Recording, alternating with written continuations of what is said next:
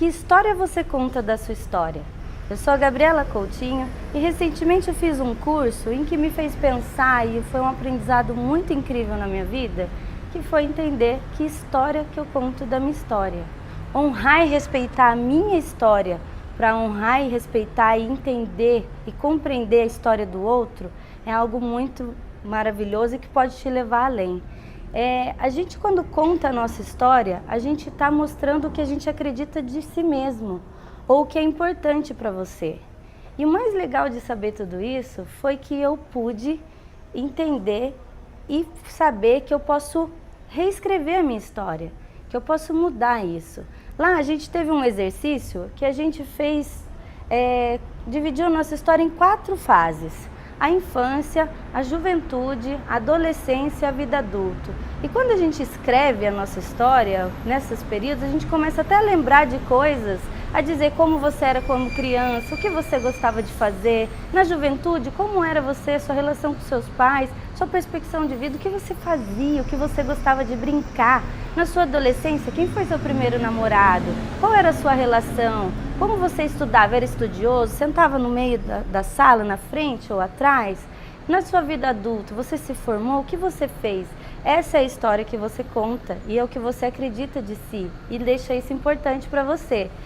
E aí, depois de eu refletir e honrar a minha história, eu fui vendo assim um caso da minha história que eu pude recontar e mudar totalmente ela.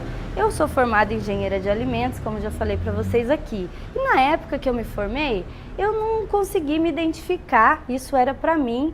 Pode fazer sentido para você? Mude, por favor, mas é para mim aquilo, cada um é único e tem um perfil. O meu perfil, um dos valores principais meus é liberdade.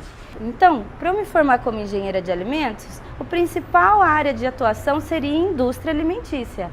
Trabalhar com aquela pressão da indústria, com coisa, essa é a forma que eu vejo. Tem gente que vê como a estabilidade, né? Mas para mim, eu não ter tempo de sair, de ir numa reunião dos meus filhos, isso não era legal para mim. Então, o que eu fiz? Eu não me coloquei no mercado. E aí, o que isso me trouxe? Frustração.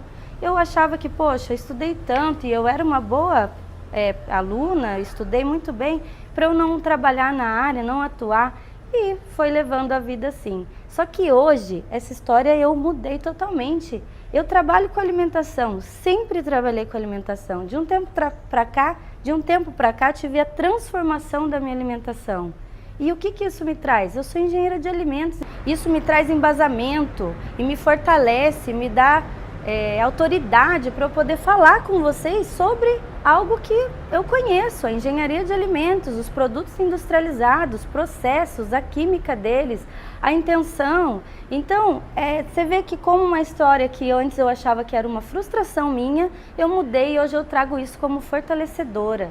Nada é por acaso nessa vida, tudo que a gente passa tem algum sentido, alguma resposta que às vezes a gente se fecha para ver.